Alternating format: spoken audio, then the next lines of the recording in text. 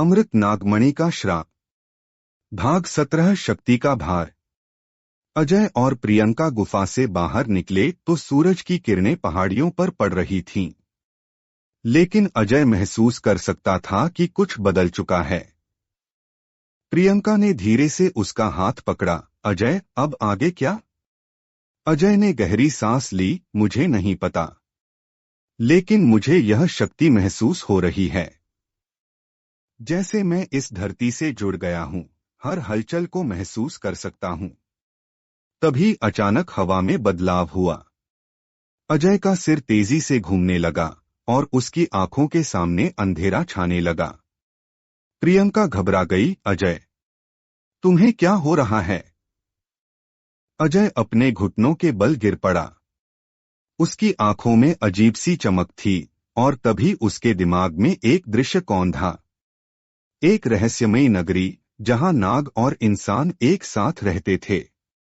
एक प्राचीन महल जिसके द्वार पर एक विकराल छाया खड़ी थी। और एक आवाज, अजय, अगर तुमने नागमणि को छुआ है तो अब तुम भी इस युद्ध का हिस्सा हो। अजय ने जोर से सांस ली और होश में आया। प्रियंका उसके पास बैठी थी। उसकी आंखों में चिंता थी। क्या हुआ? प्रियंका ने पूछा।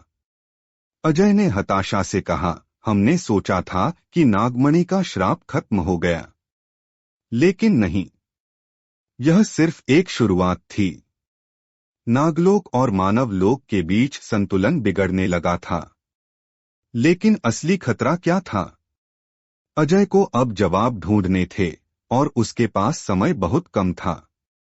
अगले भाग में नागलोक का रहस्यमयी महल, अजय की शक्तियों का असली परीक्षण जारी रहेगा। अमृत नागमणि का श्राप। भाग 18 नागलोक का रहस्यमयी महल। अजय का मन बेचैन था। वह अब समझ चुका था कि नागमणि का प्रभाव केवल उसके शरीर तक सीमित नहीं था, यह उससे जुड़ी हुई हर चीज को बदल रहा था।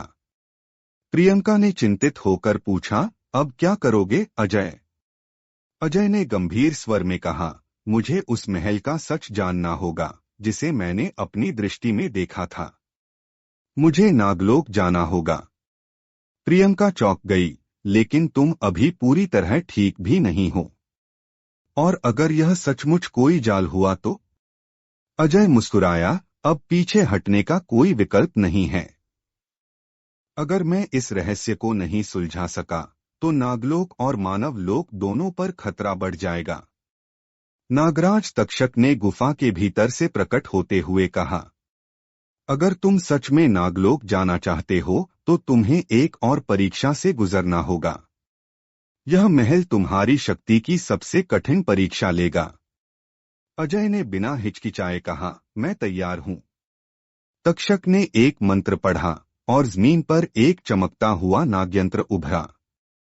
इस यंत्र में कदम रखते ही तुम नागलोक की सीमा में प्रवेश कर जाओगे, लेकिन याद रखना, जो कुछ भी वहां देखोगे वह केवल सत्य नहीं होगा, बल्कि तुम्हारे मन की परीक्षा भी लेगा। अजय ने एक गहरी सांस ली और नागयंत्र में कदम रखा। अगले ही पल चारों ओर घना अंधकार छा गया। जब अजय ने आंखें खोली तो वह एक विशाल सुनहरे महल के सामने खड़ा था। उसकी दीवारों पर नागाकृतियां उकेरी गई थीं और द्वार पर दो विशाल नाग पहरा दे रहे थे। जैसे ही अजय ने कदम आगे बढ़ाया, एक गूंजती हुई आवाज आई, स्वागत है अजय, हम तुम्हारी प्रतीक्षा कर रहे थे।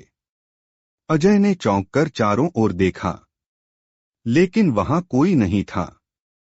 क्या यह सचमुच एक महल था या कोई मायावी जाल? अगले भाग में महल के अंदर छिपा नागलोक का सबसे बड़ा रहस्य। क्या अजय इस रहस्य को सुलझा पाएगा या यह उसकी सबसे बड़ी भूल साबित होगी? जारी रहेगा।